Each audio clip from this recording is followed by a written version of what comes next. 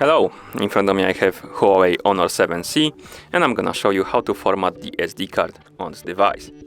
First we need to open the settings. To do it, tap this icon right here.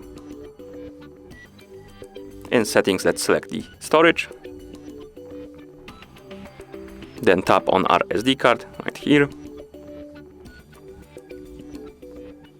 Now tap on the more options icon in the top right corner. Select storage settings. And here we have format option. Tap on it. Then tap on erase and format. And now we need to wait.